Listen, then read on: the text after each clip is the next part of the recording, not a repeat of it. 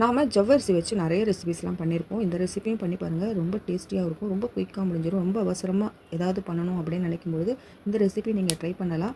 இதை ஊறி மட்டும் இருந்ததுன்னா போதும், குயிக்காக ரெடி ஆகிடும். வாங்க அது வந்து நம்ம எப்படி பண்ணலான்னு பார்க்கலாம்.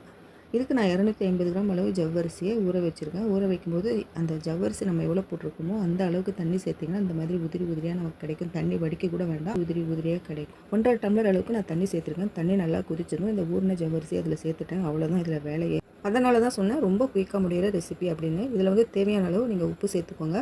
உப்பு சேர்த்துட்டு இறக்கிடுங்க. ஒரு 5 நிமிஷம் போல் ஸ்டவ்வில் வச்சுருந்தா எல்லா ஜவ்வரிசியும் நல்லா வெந்துடும்.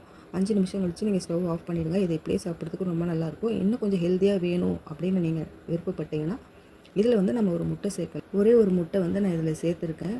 நான் ஒரு முட்டை தான் சேர்த்துருக்கேன். உங்களுக்கு வேணும்னா நீங்கள் 2, 3 கூட சேர்த்துக்கலாம். இது ரொம்ப ஹெல்த்தியான ரெசிபி, சாப்பிட்றதுக்கு ரொம்ப டேஸ்டியாக இருக்கும். நீங்கள் ஒரே ஒரு டைம் மட்டும் ட்ரை பண்ணி பாருங்கள். ட்ரை பண்ணி பார்த்துட்டு இத்தனை நாள் இது பண்ணலையே அப்படின்னு கூட யோசிப்பீங்க. அவ்வளோ நல்லாயிருக்கும். இதில் நீங்கள் சாப்பிடும்பொழுது மிளகுத்தூள் தூவிட்டு சாப்பிடுங்க. அவ்வளோ நல்லாயிருக்கும். ஒரு சூப்லாம் சாப்பிட்ட ஒரு திருப்தி இருக்கும். ஃபில்லிங்காகவும் இருக்கும் நமக்கு. குட்டீஸ்க்கெல்லாம் இதை நீங்கள் பண்ணி கொடுத்தீங்கன்னா ரொம்ப என்ஜாய் பண்ணி சாப்பிடுவாங்க. ஒரு தடவை ட்ரை பண்ணி பாருங்கள். குட்டீஸ் மட்டும் இல்லை, பெரியவங்களுக்கும் ரொம்ப ரொம்ப பிடிக்கும் இது.